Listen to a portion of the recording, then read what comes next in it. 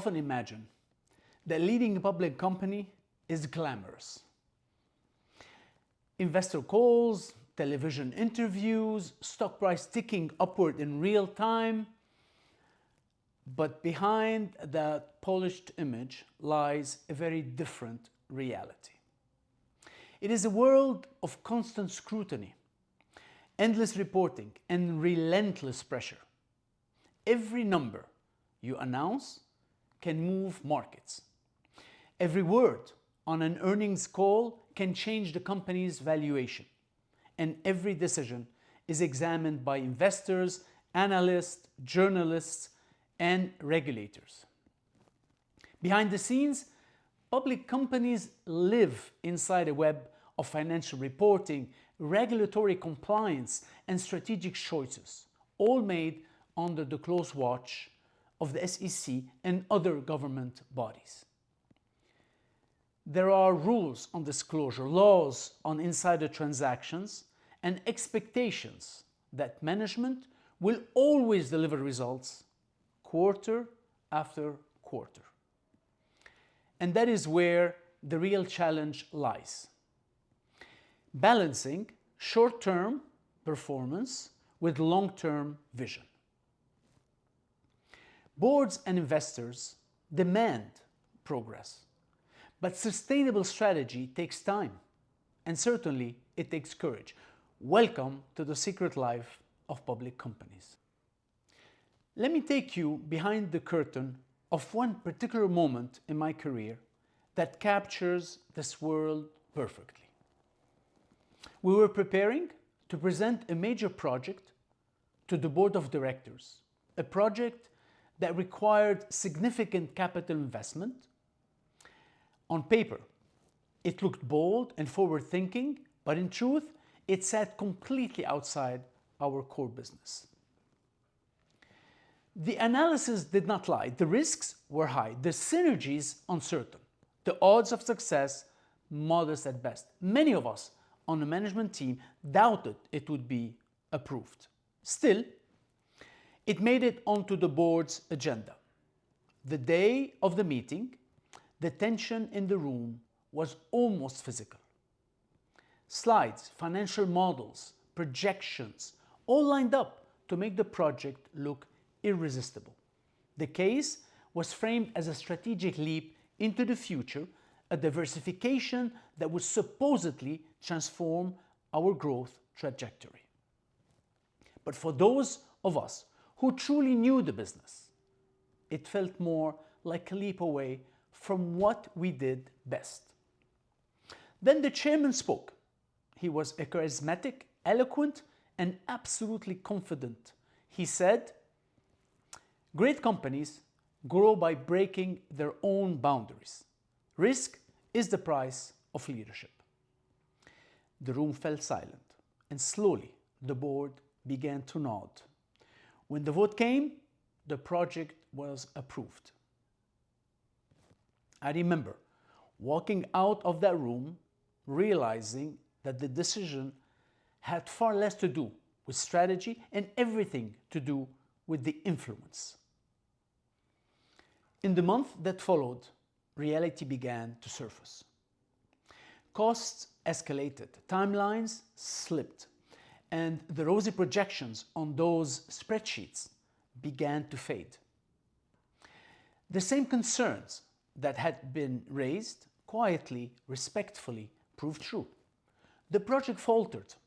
Eventually, we had to absorb the losses. It was not simply a failed investment. It was a governance failure. And it revealed just how fragile the balance of power can be in a public company. What I learned that day is that corporate failure does not begin in numbers. It begins in behavior, in tone, in silence. It begins when people stop asking the right questions, when boards stop challenging the management, and when leadership confuses confidence with infallibility. Here are the lessons that have stayed with me since. Number one, poor oversight by the board Boards exist to protect shareholders, not to please management. When independence fades, governance becomes formality, not accountability. Number 2, unchecked authoritarian leadership. Charisma is powerful, but it can also be dangerous.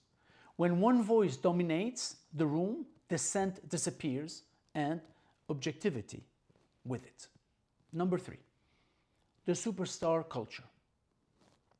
Public markets love heroes, the visionary CEO, the market genius. But when reputation replaces reason, decisions become performances instead of choices.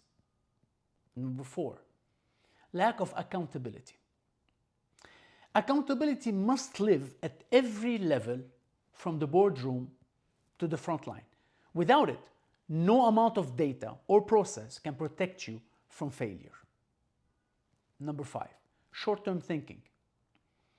Quarterly pressure is real, but chasing short-term success often costs you long-term survival. True leaders protect the company's future self, even if it hurts today's stock price. Number 6, arrogance and overconfidence. The line between confidence and arrogance is razor thin. When leadership starts believing its own story, the organization stops telling the truth. Number 7, creative accounting. It begins with optimism and ends with illusion. Whenever reality and results drift too far apart, temptations grows and credibility dies. 8, poor risk management. In our case, the risk wasn't miscalculated, it was ignored, because acknowledging it would have meant challenging authority, and no one dared. Running a public company means living in 2 time frames at once: the short term of quarterly earnings and the long term of vision and legacy. When the short term wins too often, culture begins to rot from the inside. People stop innovating, teams start managing optics instead of performance, and slowly, without anyone noticing, the company loses its edge. That's the invisible cost of the public spotlight. Shareholders' value is not built on numbers alone. It is built on the integrity of the conversations that happen when no one's watching. That experience taught me that good governance is not about structure. It's about courage. The courage to challenge, the courage to listen, and the courage to say no, even when saying yes feels easier. Because the real secret life of public company is not in the headline. It is in those quiet boardrooms where ambition, ego, and responsibility collide. And in those moments, leadership is measured not by how loudly you speak, but by whether you choose what is right, even when the world expects what's easy.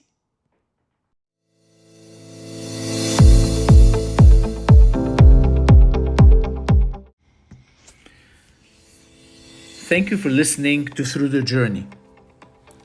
Every story shared is a reminder that growth never stops.